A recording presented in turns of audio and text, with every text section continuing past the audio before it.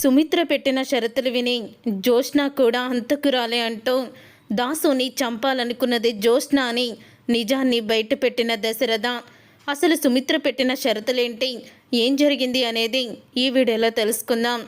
కాంచన వాళ్ళందరూ కూడా శివనారాయణ ఇంటికి వస్తారు. వచ్చిన తర్వాత ఇక శ్రీధర్ అయితే నమస్తే బావగారు అంటూ దశరథని పిలుస్తాడు.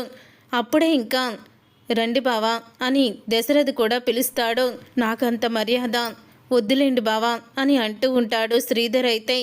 అప్పుడే ఇంకా నువ్వు మారావు, నీ తత్వం మారింది కాబట్టి నీకు ఇచ్చే మర్యాద కూడా మారుతుంది అని అంటూ ఉంటాడు శివనారాయణ. అప్పుడే శివనారాయణ కూడా నమస్కారం మావయ్య గారు అంటూ ఉంటాడు శ్రీధర్ అయితే. అలా అందరూ కూడా సంతోషంగా ఉంటారు. అన్నయ్య వదినతో మాట్లాడుతున్నావా అని కాంచన అడుగుతూ ఉంటే, మీ వదిన ఉదయం నుంచి ఎక్కడ ఖాళీగా ఉంది, అసలు మీరు వస్తున్నారని ఎన్ని వంటలు వండిందో చూడండి అని అంటూ ఉంటాడు దశరథ అయితే. అప్పుడే ఇక సుమిత్ర అయితే, బాగున్నారా వదిన, ఏంటి దీప అలా చూస్తున్నావు, లోపలికి వెళ్ళి అందరికీ కూడా ప్లేట్లు తీసుకురా, ఏంటి ఇదేమన్నా నీకు కొత్త ఇల్లా, నీకు అలవాటైన ఇల్లే కదా, నీ ఇల్లే కదా అని అంటూ ఉంటుంది సుమిత్ర అయితే. అప్పుడే సుమిత్ర మాటలకి దీప ఎంతో మురిసిపోతూ ఉంటుంది. అలా దీప మురిసిపోతూ ఉంటే అత్తలో నిజంగానే మార్పు వచ్చిందా, అత్త లేకపోతే నటిస్తుందా అని ఎక్కడో కార్తీక్ అయితే అనుమానం వస్తుంది. అప్పుడే ఇంకా జ్యోత్స్న కూడా అలా చూస్తూ ఉండిపోతుంది. అందరూ కూడా భోజనం చేయడానికైతే కూర్చుంటారు. అలా కూర్చొని భోజనం అయితే చేస్తారు. చేశాక ఇక అప్పుడే సుమిత్ర అయితే, ఈరోజు నాకు చాలా సంతోషంగా ఉంది అని అంటూ ఉంటుంది సుమిత్ర. అవును నిజంగా నాకు కూడా అలాగే ఉందొదినా అని అంటూ ఉంటుంది కాంచన కూడా. మన రెండు కుటుంబాలు ఇలా కలిసిపోవడానికి నువ్వే కారణం సుమిత్ర అని అంటూ ఉంటాడు దశరథ. అప్పుడే సుమిత్ర అయితే, అదేంటండి నాతో అప్పుడే మాట్లాడేస్తున్నారు, ఇంకా వదిన నన్ను క్షమించలేదు కదా అని అంటూ ఉంటుంది సుమిత్ర అయితే. అప్పుడే కాంచన అయితే, ఇంకా మన మధ్య క్షమాపణలేంటొదినా, మన రెండు కుటుంబాలు కలిసాయి, నువ్వు దీపని క్షమించావు, దీపని కన్న కూతుర్లా చూసుకుంటున్నావు, ఇంకా నిన్ను క్షమించాను, నిన్ను క్షమించకపోవడం ఏముంది అని అంటూ ఉంటుంది కాంచన. అప్పుడు ఇక సుమిత్ర అయితే అంటూ ఉంటుంది, నేను ఇంకా నా షరతులు చెప్పలేదు వదినా, నా షరతులకి ఒప్పుకున్నాకే నేను దీపని క్షమించినట్టు, నా షరతులు అన్నీ కూడా మీ ముందు పెడతాను, అవి మీరు పూర్తిగా ఒప్పుకున్న తర్వాత అప్పుడు నేను దీపని క్షమిస్తాను అని అంటూ ఉంటుంది సుమిత్ర అయితే. అప్పుడే పారిజాతం, ఏంటి సుమిత్ర, ఏంటా షరతులు, నువ్వు కూడా షరతులు పెడుతున్నావా అని అడుగుతూ ఉంటుంది పారిజాతం. కార్తీక్ ఆ రోజు దీప మెడలో నా కూతురు తాళి తెంపిందని చెప్పి నా కూతుర్ని క్షమించాలంటే మీ ఇంట్లోనే పెళ్ళి జరగాలి, మీరు అమ్మా నాన్నగా ఉండి నా భార్యకి మా ఇద్దరికి ఇద్దరు దగ్గరుండి పెళ్లి చేయాలి అంటూ షరతులు పెట్టాడు కదా నా మేనల్లుడు, అందుకనే నేను కూడా ఈరోజు షరతులు పెట్టాలనుకుంటున్నాను అని సుమిత్ర అంటుంది. ఏంటత్తయ్యా నీ షరతులు అని కార్తీక్ అయితే అడుగుతాడు.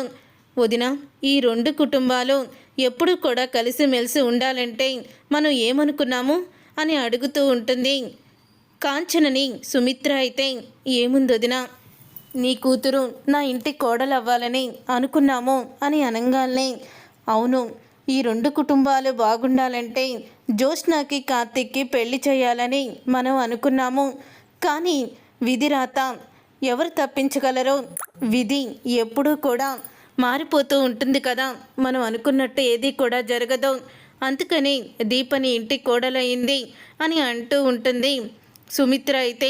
దీపని ఇంటి కోడలయ్యి మనకు రెండు కుటుంబాలను విడదీసింది, అందుకని మన రెండు కుటుంబాలు కలవాలంటే మనం అనుకున్న మాట ప్రకారమే కార్తీక్ జ్యోత్స్నని పెళ్లి చేసుకోవాలి, దీపకి విడాకులు ఇచ్చి దీపని వదిలేసి ఈ ఇంటి అల్లుడవ్వాలి అని అంటూ ఉంటుంది సుమిత్ర అయితే.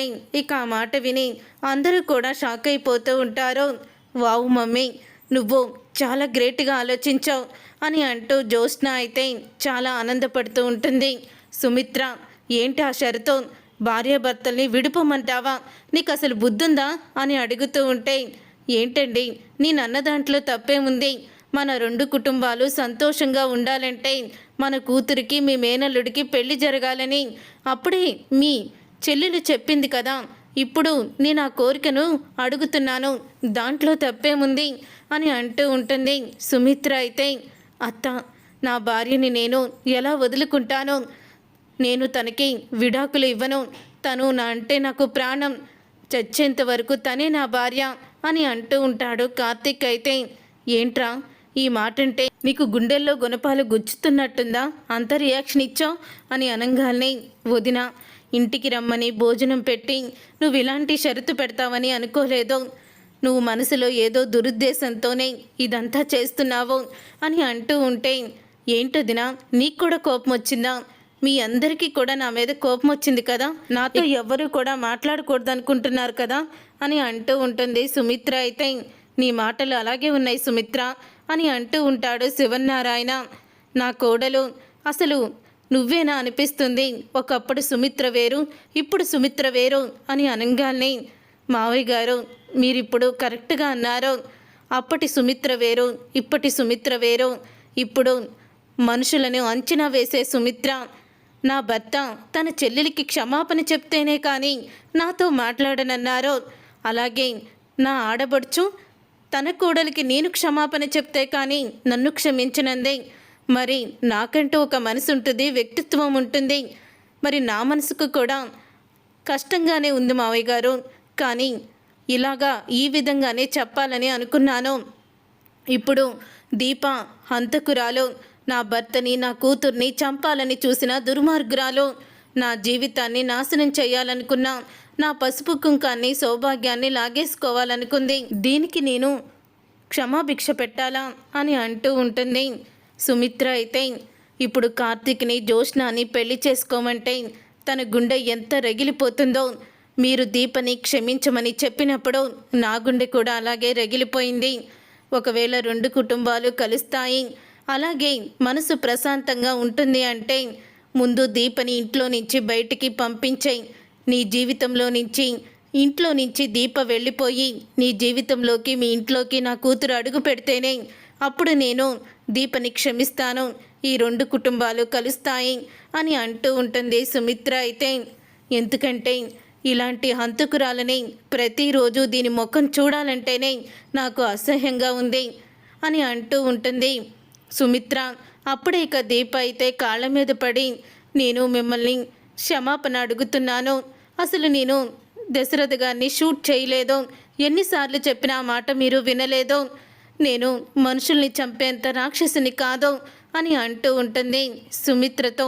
దీప అయితే ఏడుస్తూ, మీ కోపం పోవాలంటే ఏం చేయాలో చెప్పండి. నా భర్తను మాత్రం వదిలేయొద్దని, మీరు మాత్రం వదిలేయమని చెప్పకండి అని అంటూ ఉంటుంది. దీప అయితే, మీరు ఏం చేయమన్నా చేస్తాను, చివరికి నా ప్రాణం ఇచ్చేమన్నా ఇచ్చేస్తాను అని అనంగానే, ప్రాణాలు తీసేది నువ్వు, నేను అంత దుర్మార్గురాల్ని కాదు, నా కూతురు కూడా అంత దుర్మార్గురాలు కాదు అని అంటూ ఉంటుంది సుమిత్ర. ఎవరు చెప్పారు నీ కూతురు హంతకురాలు కాదని అని అంటూ ఉంటాడు దశరథ అయితే. ఇక ఆ మాట విని ఒక్కసారే జోష్న షాక్ అయిపోతూ ఉంటుంది.